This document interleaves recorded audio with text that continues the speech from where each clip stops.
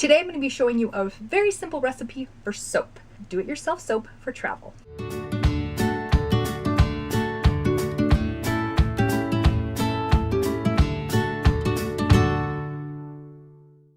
Soap.